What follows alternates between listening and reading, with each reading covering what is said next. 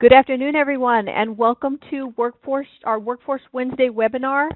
Today is May 23rd, and we're going to be talking about workforce language today. Our presenter is Christina Mason, and she's an AEL Career Pathways Coordinator with the Tarrant County Workforce Board. But I will let her say a little bit more about that shortly. My name is Olga Escamilla, and I'm your host and moderator, so welcome. I want to go over a few things about connecting to audio. If you'll go to your Quick Start tab in the upper left-hand corner of the computer screen and click on the tab for directions for connecting to audio, that will be helpful. I have also placed the information in the chat pod to everyone, so if you check the chat pod, you'll be able to see that information. We would like to ask that you mute your phones at all times and type your questions in the chat pod, or raise your virtual hand if you have a question. And remember to select everyone when you post your comments, and I'll go over this in a little bit more detail shortly. So access to audio is a requirement to receive your certificate of completion. So if you have registered and are sitting in with someone who has audio, let me know, because in order to receive your certificate, your credit, all attendees must be registered, and I'll need to know if you're sitting with someone because I'm not going to see your name, or your name's not going to come up on the roster. So in order to download your certificate, that'll come up in your PD portal, and you can access your certificate via your transcripts in the PD portal.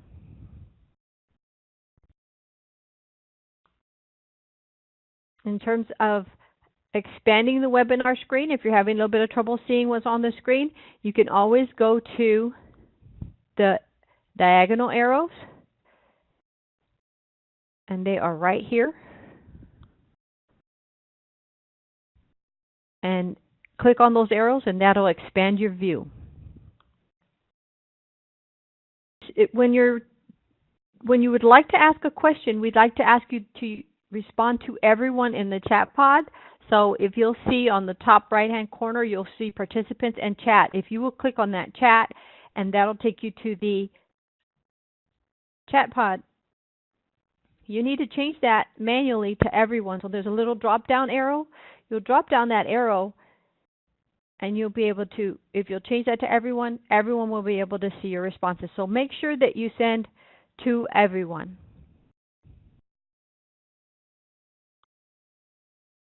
Today, our presenter is Christina Mason, and I'm so excited because Christina has so much information to share, and she's always willing to share with everyone, and I'm very grateful to her for being willing to share the wealth in terms of her knowledge with us about workforce. I'm not going to read all this because I want Christina to be able to speak about herself when we get to the presentation. So Christina is from Tarrant County Adult Education and Literacy, and she's been with them since 2016 in Career Pathways. She's been with Workforce Solutions since 2006, so she brings a lot of expertise, a lot of varying experience to us. She's been in roles, she's delivered services to job seekers and employers. She's done case management, employment services, and business services. So I'm going to continue, and I'm going to let Christina talk a little bit more about her experience, because I know I will not do her justice because she's just got so much knowledge to share with us. So if we don't have any questions, I'm going to move forward, but I'll wait just a moment to see if you have any questions in the chat pod. And if not, I'm going to turn it over. Christina? Hello, everyone. Thank you so much, Dr. Olga, and thank you, everyone, for coming today. So what we'll be covering today is getting to know workforce language. And my past with workforce since 2006 have encompassed many different roles, and also special grant projects working with re-entry and with industry-recognized credentials that also incorporated career pathways.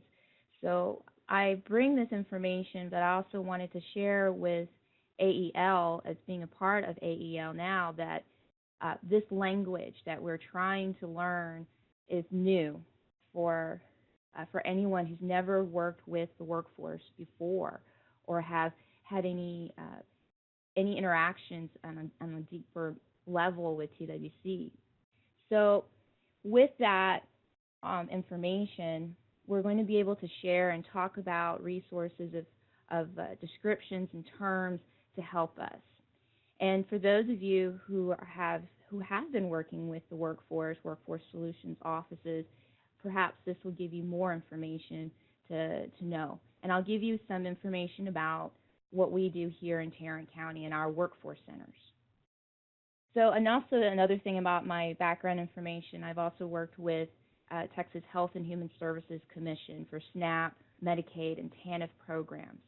I conducted eligibility for those programs for participants. And so with that information with Health and Human Services and with workforce development, and now with adult education and career pathways, I'll be providing you information related to my history, my experience, and what we're doing here in Tarrant County. Now, workforce terminology. First, I always wonder, where does it come from, and why do we see it in our AEL letters? We see it in our policy letters, and it's interwoven there. And then, what are the challenges in understanding its language? We'll be covering terms and definitions, workforce center tips for our students, and also an example from Texas Vocational Rehabilitation, their glossary of terms. First off, our question for the chat pod is, do you know what the definition of an incumbent worker? And please do not use Google for this. So if you know the definition, or what you think the definition is of an incumbent worker, please put that in the chat pod. And also, can you tell us where incumbent worker training is listed in an AEL policy letter?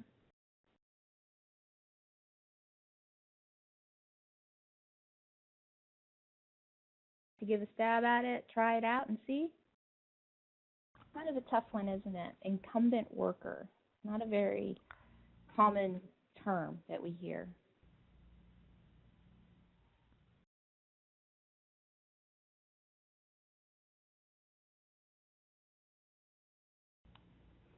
And if you don't know, type it in there. Oh, we have our first response. Someone employed and getting training. Oh, thank you, Dale. Thank you. Michelle, thank you. No clue. That's why we're here, right? That's why we're here to learn. Yes. Yes, thank you. Incumbent is someone who has already been in place in a job. At least that's in politics. Thank you, Anne. Thank you. Well, as you can see, this is pretty tough, isn't it? Hearing the term incumbent worker, and then seeing incumbent worker training. And we see that in one of our policy letters. We don't know what that is. We have no idea where it came from, and we don't know what does that mean to us in AEL. I'm going to give you the answer. An incumbent worker is someone who is currently an employee of an employer.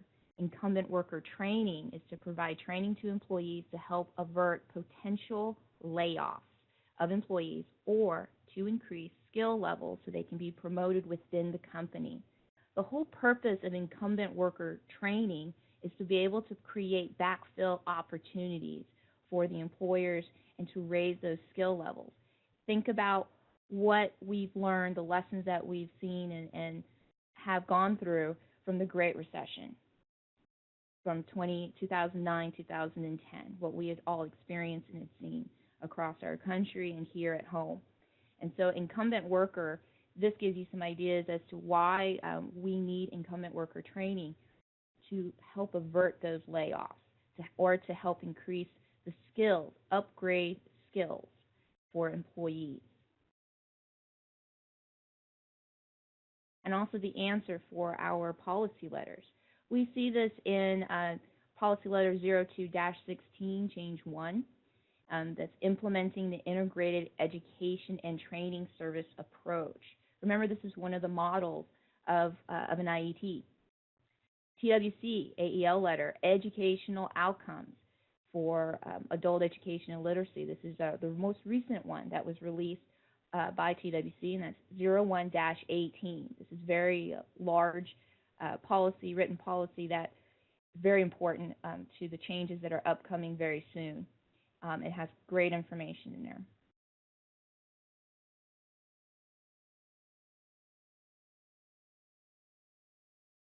And then so where do these workforce terms come from? You know, that's the biggest question I always have when I'm learning a new language or I have to know where the vocabulary comes from. And so workforce terminology is defined by state agencies and federal labor departments. Workforce development serves both employers and employees in providing human resource development, workplace practices that educate, train, and develop the necessary skill competencies in employees. So this is where these terms come from and how they have been integrated with us. So in AEL, we see these terms interwoven in our AEL letters due to the integration and WIOA. So that's where those terms come from. And now we're going to go even deeper as to understanding the meaning behind those terms. First off, let's talk about the challenges. And I mentioned this earlier. If you've never worked closely with Workforce Solutions or with TWC, these terms are completely new to you. You've never heard of them, like we said earlier about what is incumbent worker, and that is the same experience for many people. It's a whole new set of acronyms to get familiarized. I mean, we've got a lot of acronyms in AEL, and so the acronym list gets larger when we're looking at workforce terms. And there's quite a bit of acronyms. And people in conversation, as well as in written communication, use acronyms on a regular basis. So when you're corresponding to other agencies that are not familiar with your acronyms, they're completely lost in the communication. And so we are struggling and challenged with that, understanding, well, what does this mean? What are they trying to communicate to me?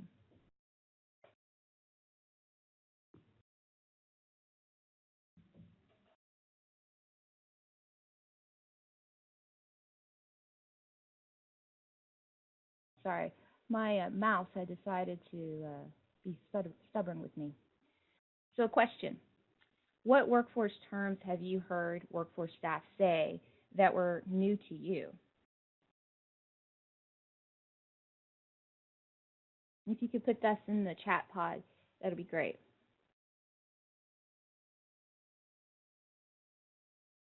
Thank you. Thank you, Dr. Olga. UI.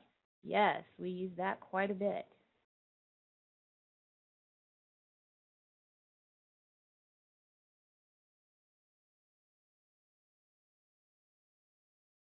Dislocated worker. Yes, we use that a lot as well.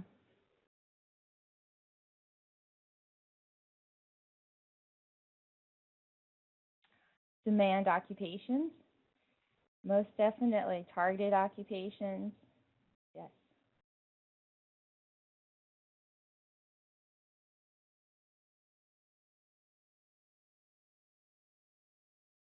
And as you can see with these terms or what we've heard them, it's not something we're very familiar with. It's not in our common language that we speak to each other about. So understanding what the meaning are, you really do have to look them up or know someone and be familiar with those terms. So here we go. I'm going to give you, I'm going to share with you a resource list of definitions.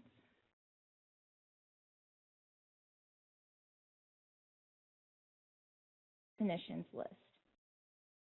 So right here, I started off with workforce training. We see this listed in our policy letters, but we don't always have the actual definition to give us some ideas as to what does this mean. You have it listed, but you're not giving me an example, or you're not giving more explanation. So workforce training, you see occupational skills training. And I listed here vocational education, which is designed to provide individuals with the technical skills and information required. Now, just to give you guys the information, I've given this list to our career pathway navigators for them to be able to have definitions to help them understand what terms are that they are commonly seeing in our policy letters, and they're also being asked to perform. And so here I have on-the-job training. And I'll just go ahead and enlarge the screen just a little bit. And then you also have incumbent worker training, skills upgrading or / retraining, entrepreneurial training, job readiness, and then understanding about the AEL definition of workplace literacy. And so that's very important because there's a lot of connection that can be made between workplace literacy and IET with these terms. And also hear about workforce preparation activities. This is another term, workforce term, that you see and you're not quite sure exactly what do those activities mean, because oftentimes we only think of resume writing, interviewing, and a job search. So we're not really going further into more activities that can be counted as workforce preparation activities. So this is a list of those types of activities and how they're categorized. So workforce preparation activities, they provide individuals the work skills necessary to prepare for and to maintain work in a competitive, integrated environment. These activities address research on labor market, career exploration, and also education and career planning. So here we have educational planning, which describes what those activities are, employee benefits, payroll, and paycheck basics. So when we're preparing our students, their understanding of what is a W-4 form, which I wish I knew what that was, because I always struggle with that form. But that's an important basic to anyone who is filling out paperwork as a new hire, to be a potential new hire. And then also I-9, what is that? What are those documents? And what's the form itself? Knowledge about how to employer handbooks or wage reductions.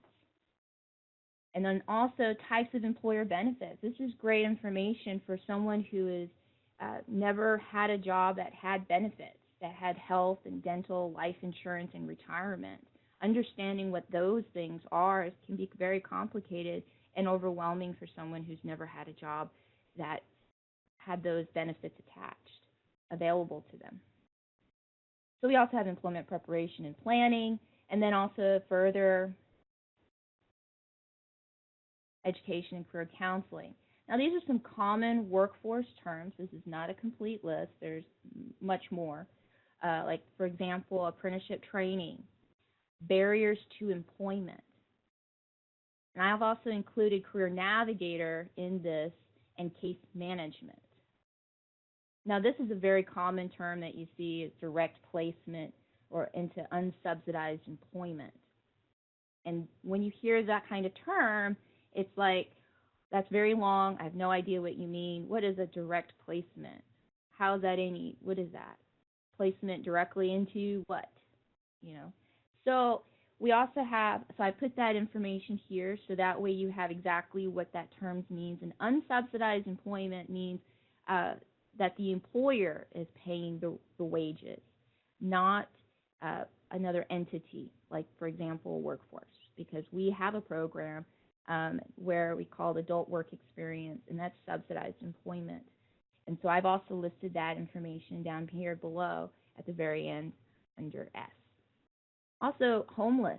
What is the actual classification, the term, the definition? Where does it come from in legislation? And so this is the piece that's needed to describe and also where it's located at. So I've included this. And also, later on, what is job development?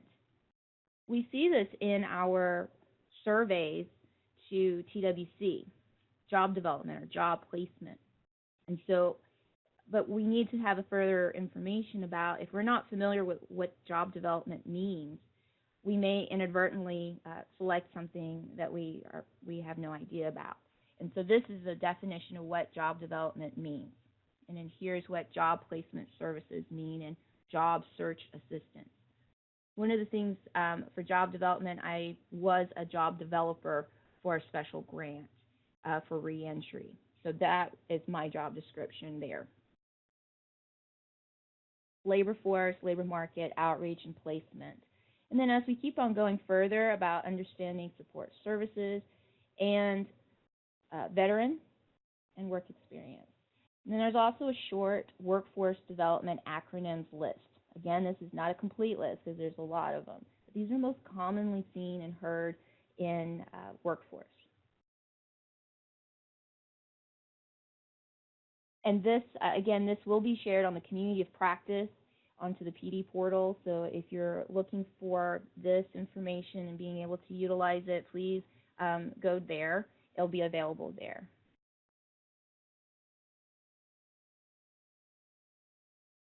What do you guys think of so far of the list?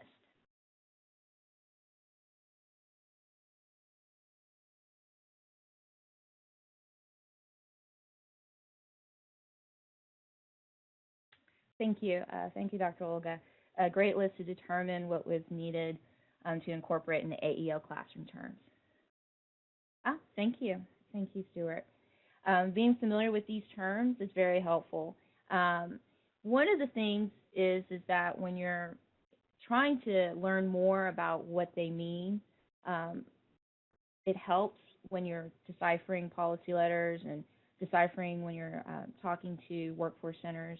If you're very comfortable with workforce centers, you've got a good relationship with your workforce centers, then these terms become very common to you, common knowledge, secondhand.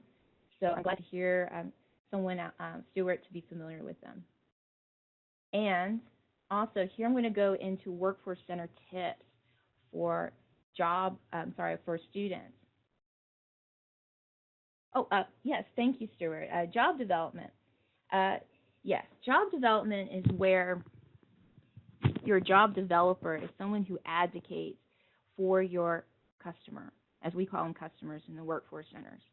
And so what that means is it's similar to like a headhunter. You are working with your customer one-on-one. You're helping them with job coaching. You're getting their resume together, understanding about what their barriers to employment is, and then also helping them prepare for the interview. So you're advocating for your customer by contacting employers in person or cold calling them, and you're getting their information, their resume to that employer so they can accept it to set up an interview with them. So instead of just sending them a job lead, these are some job leads from Work in Texas, or these are some job leads from like other websites like Indeed, you're taking it a step further by providing more intensive job seeking services. And so I want to also share with you, yes, thank you. It's like a job search coach, and it's also very similar like to a headhunter, working with in companies with employers directly and making sure that they're getting seen and helping them set interviews with them. So workforce center tips for students. I want to share with you with my screen.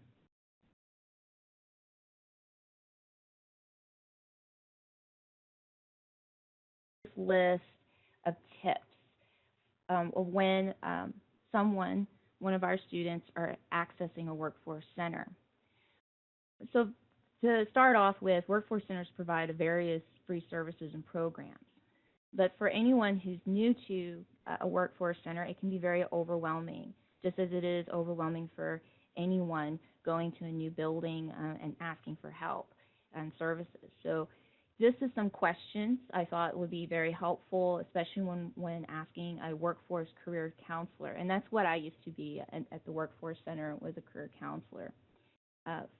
For one of the questions is, for my first appointment, what documents do I need to bring?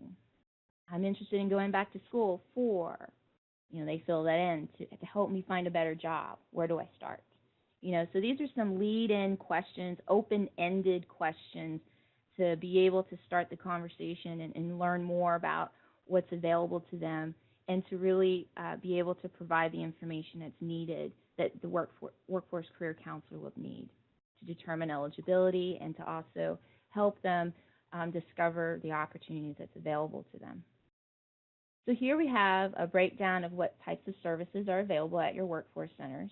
We have resource rooms, which is a room full of computers with free Wi-Fi and also a copy machine, fax machines, and phones. There's available is job search assistance, basic computer classes, workshops, training, counseling and support services. You also have career assessments, community resource referrals, financial literacy, and commonly referred to either career club or job club or networking. And then you have for programs, you have WIOA, TANF, SNAP, and young adult. And then you also have military veteran services. Now, military veteran services is that you have a TVC, that's Texas Veteran Commission, representatives available at the centers to help military veterans and access and resource services and programs that's available specifically for them.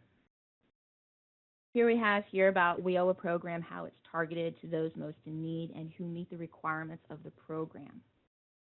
And this is the objective. Their objective is to increase employment retention, earnings of the participant, as well as increase occupational skills and help them to become more self-sufficient. And so our career counselors,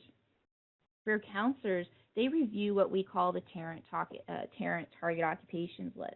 Now, that's for here in Tarrant County, but it's a targeted occupations list or a demand occupations list that's commonly interchangeable in all of your workforce boards.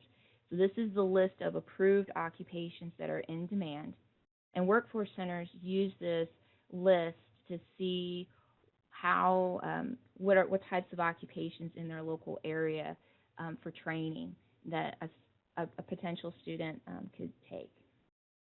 If it's not on this list, it is not advisable to try to use, because WIOA funding is tied to the ETPS list, and that's the Eligible Training Provider System. And then tips on what to bring for job searching at the workforce center. And then what are some common needs of AEL students? So tips on what to bring for job searching. Have a pen and paper available. Have an email address ready. Always attach a resume. Set aside a lot of time for you to complete applications. I also put here bring a flash drive, but we had recently had to stop using flash drives.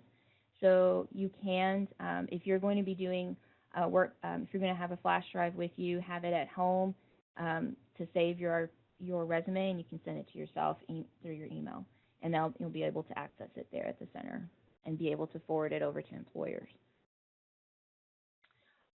Foreign credential translation and evaluation services. Now, this is something that's a common need for AEL students. High school diplomas, degrees, and certifications. And what you see with foreign credential translation and evaluation, students who qualify under a WIOA program, they can have their credentials translated. And under WIOA, they can pay for that, as well as for high school equivalency exam fees. So that's for your co-enrolled into a WIOA program. Child care assistance, transportation assistance, and, of course, employment opportunities. And this is just a quick, it can be turned into a two-page, it's 2 pages, but it can turn into a 1-page back and front. And it's given to help prepare a student, an AEL student, what kinds of questions that they should be asking, understanding what kind of services and programs that are available, and then also understanding what their expectations should be like and what kind of feedback they should be giving to us about their experience.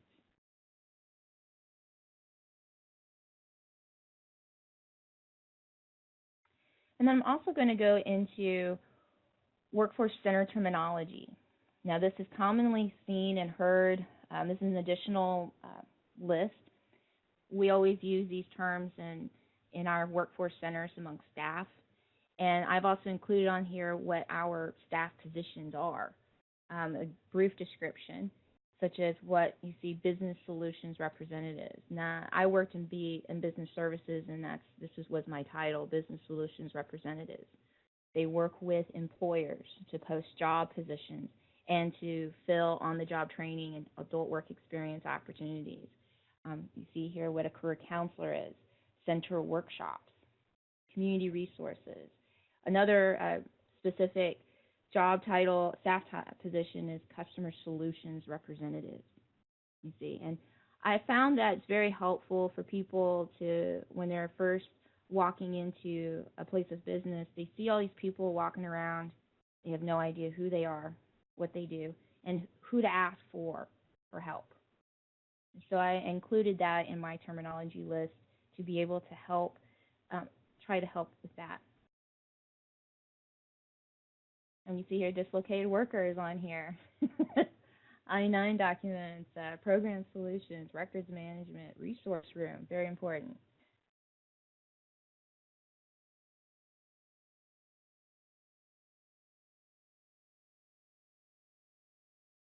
Are there any questions so far?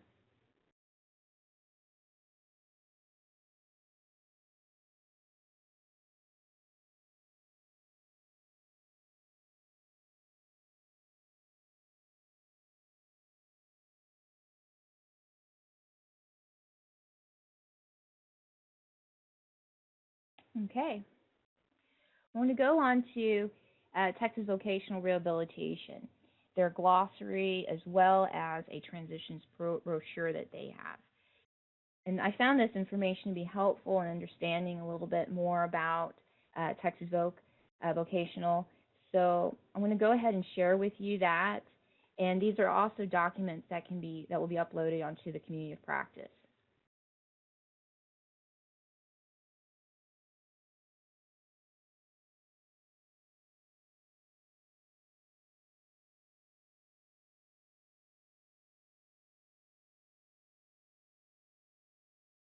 Long document, 56 pages, so I won't be going through all of that. But I wanted to show you this is a PDF, and it was updated as of January 2018, so this is a very recent glossary that's been updated, and it provides information about what their terms that they use. And as we continue to provide more services in a seamless delivery model between what we provide to workforce, vocational rehabilitation, and AEL, we need to understand what our terminologies are. So I thought this might be helpful to begin that discussion and learning that.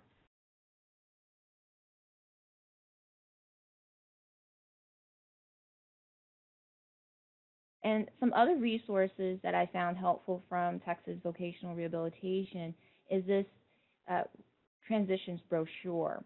When DARS had transitioned over some of their programs, we don't know all of the programs, which ones got transferred over to Health and Human Services and which ones got transferred over to TWC.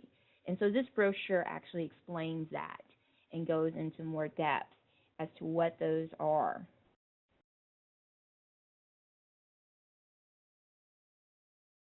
So give you some ideas as to what's going on. This is a quick brochure, it's 13 pages, sorry, it's not very quick. But it does give you some more information as to what has happened with those programs, which ones there are, and that's available, and their information at their department that you can go to.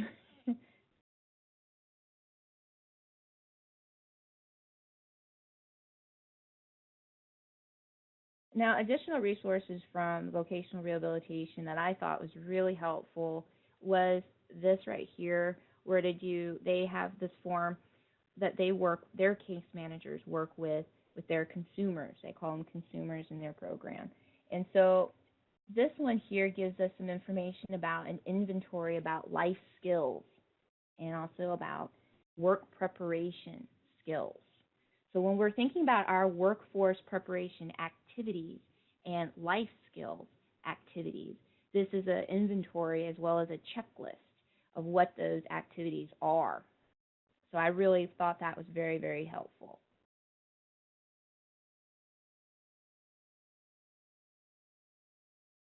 Here's your checklist. So you have life skills, advocacy, communication, and social skills. So as you can see the description, this is just to be able to use some of the things that we can see as being applicable for AEL.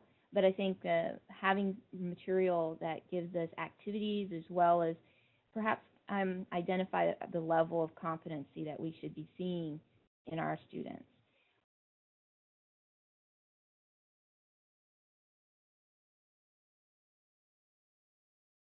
Oh, thank you, Stuart. So it's an interesting, isn't it? It's pretty in-depth. It is 16 pages. I just wanted to remind people of that. But it's a very in-depth checklist. I really like that. And being able to see the different variety of skills that we could be and activities that we can be providing our students and in integrating into our lesson plans and in our classroom activities, or they give us a lot more, like demonstrating skills to prepare recipes from a cookbook. I wish that I'd known that. It would have helped me a lot. But these are actual skills that we can be teaching and incorporating into our programs, especially into our academy model.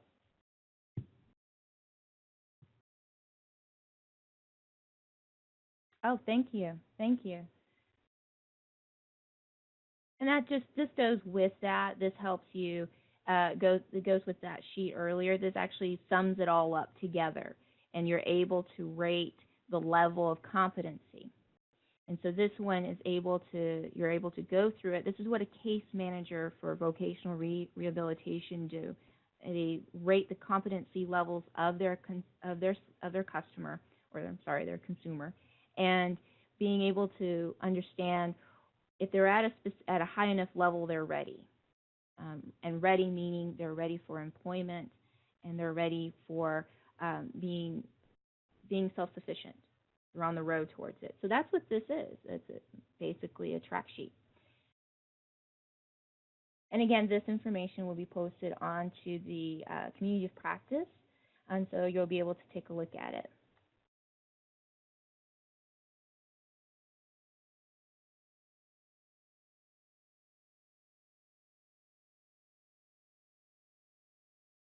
I have some other resources that I can share with you. I pulled up some of this information from TWC's website and also from another resource, Workforce GPS. I really, really love that one. And these other resources, I'll show you the quick links. I've provided the links in the PowerPoint, so you'll be able to click on them, and we'll be able to also post it into the chat pod for you to learn more about. One of the things that we see a lot of is understanding a glossary. Where is it located first? So I put that as one of the first top resources of where to find that on TWC's website. And then also understanding what a program called skills development means. We've heard it before. We're not very familiar with it, so I've put the actual PDF on there that describes what it is and how it helps with incumbent workers. And then employment service guide. Every person who works in employment services at a workforce center, this is their policy guide. This is the guide that they use and train with. That was literally that was what I used every day. Then also here for Workforce GPS, this is just an example of a desk reference that they provide that's WIOA related. So this one is incumbent worker training. It's a quick one-page or two-page desk reference, very quick. But they have great resources on their website. Workforce GPS is really awesome.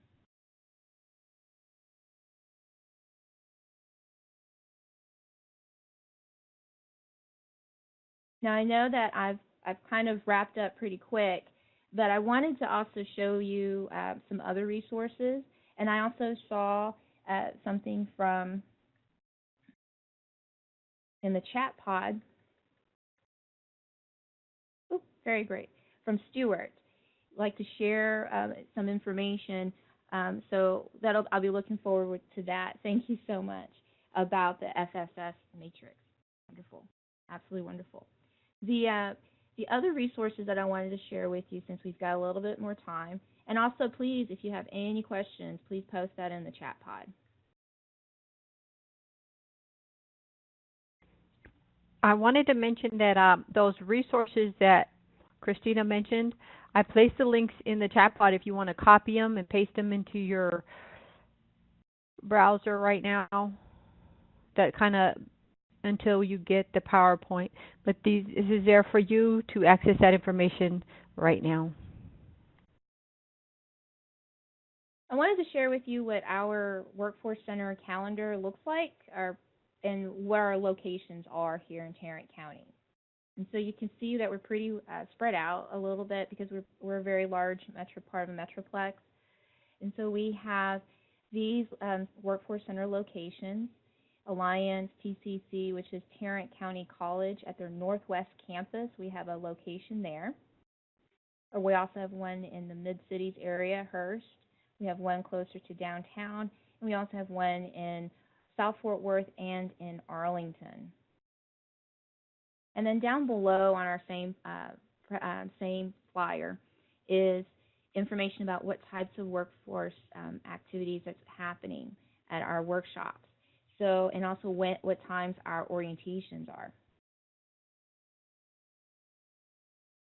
So we have professional workshops on basic keyboarding and computer basics, employment success, welcome and information sessions. Now this is very important.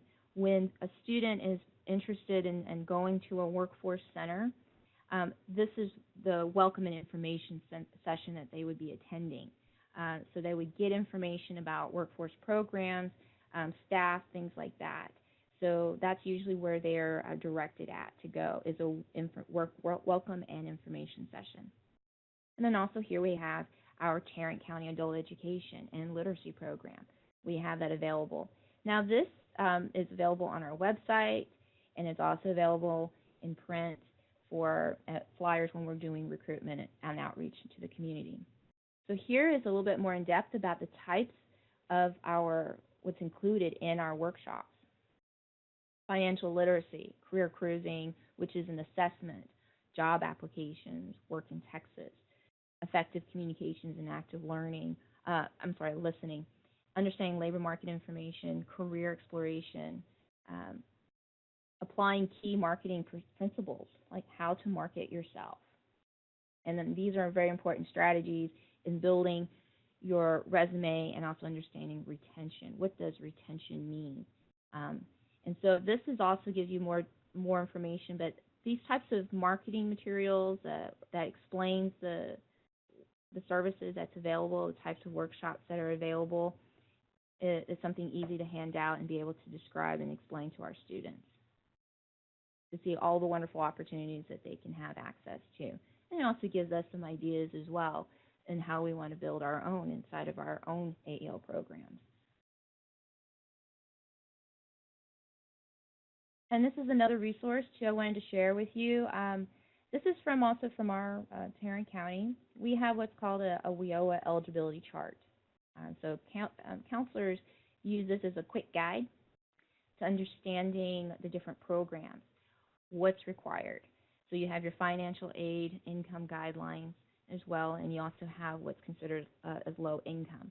And so you have here at the top what type of program, if there's an age requirement, a work status, selective service, and then income. So this is a quick eligibility chart that's used as a guideline as to see what is it that we need to look at and zone in on for eligibility.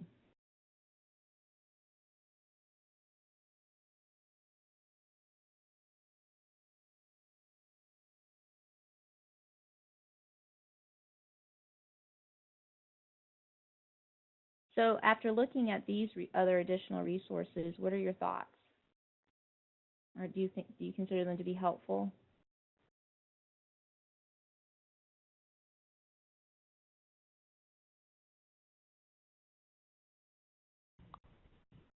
Please feel free to type in the chat pod.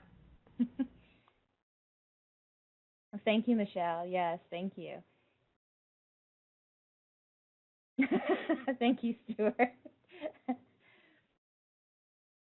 Yes, I think working very closely with your local workforce centers is very helpful, and understanding the different types of services and programs that they have available, what types, and when we're talking about services, it's not just the workshops, but it's more, you have also availability to support services as well, and having more access to employers, job fairs, there's a lot of opportunity there for our students to join and to be a part of and to take part in those opportunities. Um, one other thing I would say is that these services and programs, just like AEL programs and services, are not very well known in a lot of communities. So having these resources, these materials, and knowing where to access them and being closely working with your workforce, local workforce centers helps.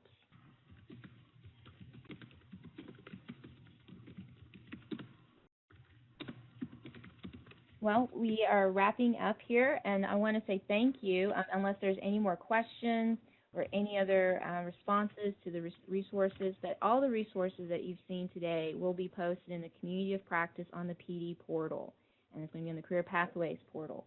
So this will be very, very helpful for you to go back to, download, share, make your own if you need to adapt what you need for your local area.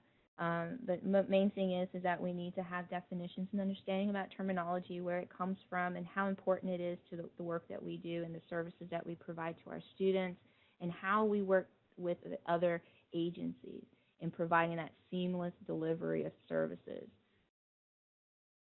We have a couple of more comments and questions, Christina. Oh, thank you. Let's see. So Anne says that as a coordinator who works with workforce offices in 3 different counties, it's interesting to her how much they differ, and that is so true. Can you explain a little bit about why they might differ, Christina? Just as you have different campuses that have different structure and how they deliver information, communicating with their staff, how they process information, how they do intake, it can change. It's the same thing that I've seen in campuses, in college campuses, and in any organization with multiple departments and locations that are spread out. It's a natural thing that we see very common. What keeps them together is your policies, your guidelines, your documentation that you need to have. But when you're looking beyond that, the actual process of the system itself, that can be different, yes. Could it be also because we have different contractors running different areas?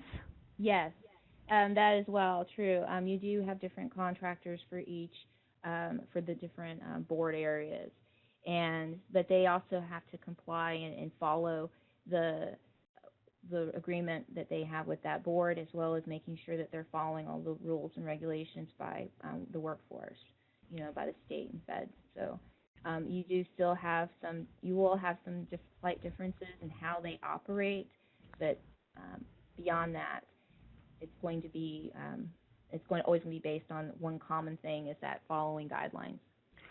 I noticed on your brochure you had the maps, the career maps. Yes.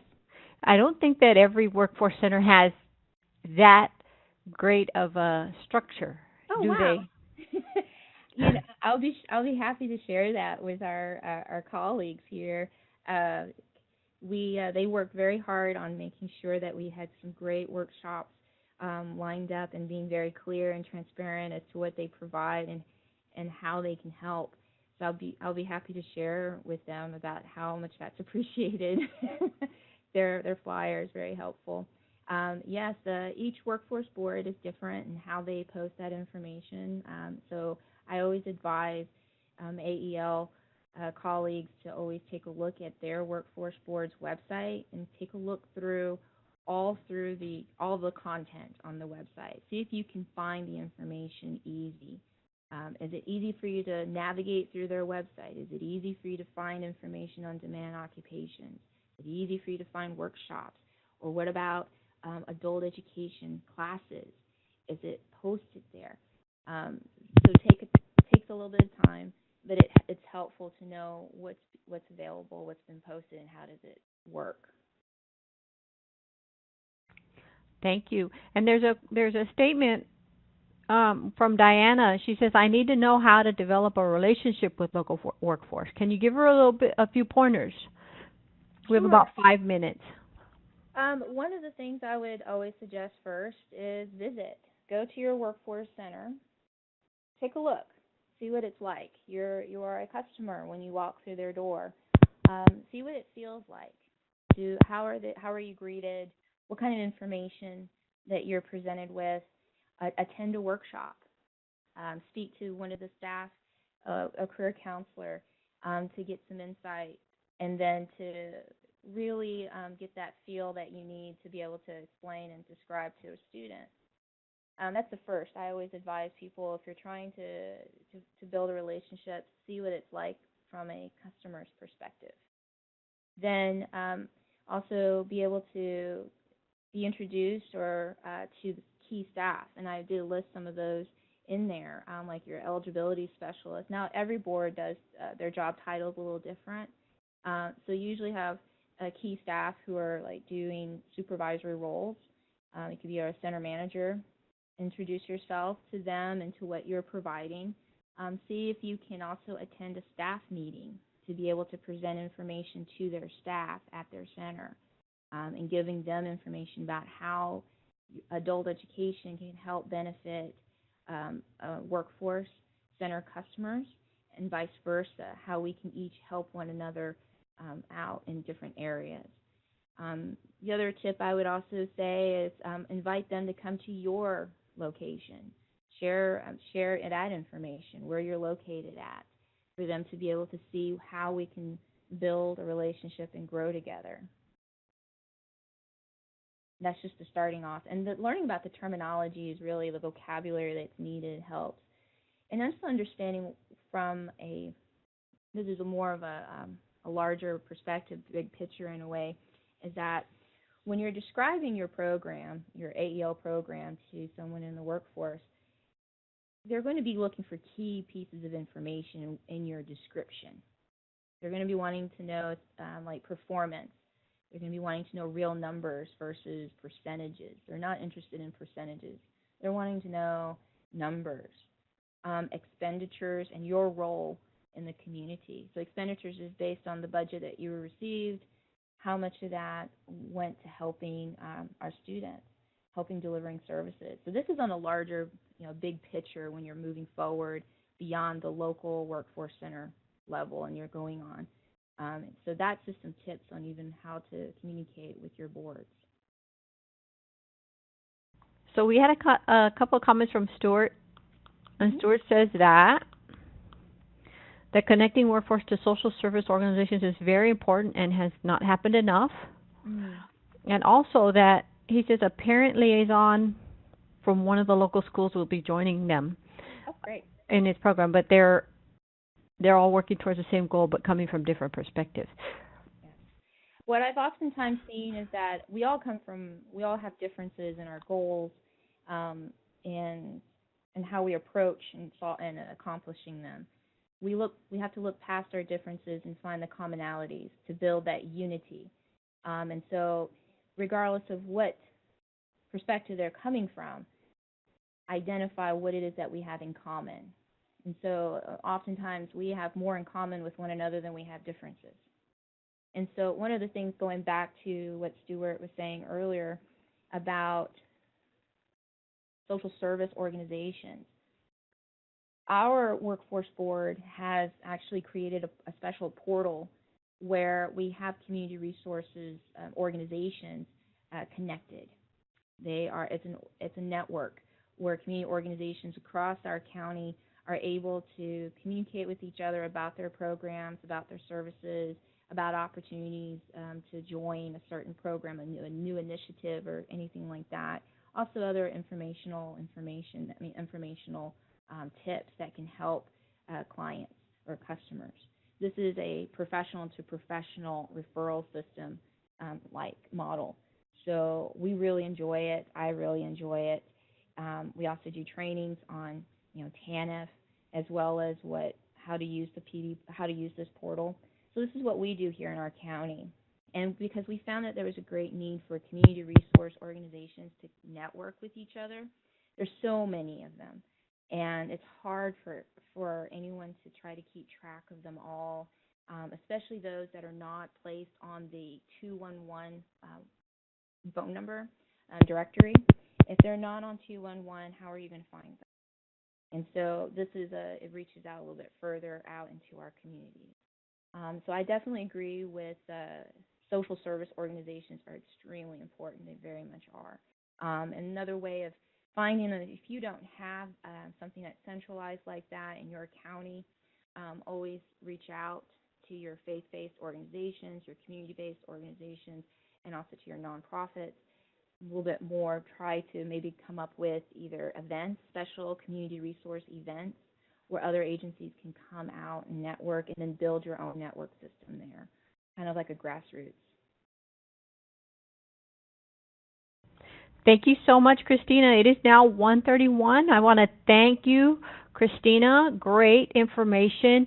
And again, remind everyone that this will be placed, the information that Christina has provided will be placed on the Community of Practice. So if you're already a member of the Career Pathways Community of Practice, once I post the information, you'll get a notification that it is there. But thank you, Christina, for your expertise, for all of your sharing.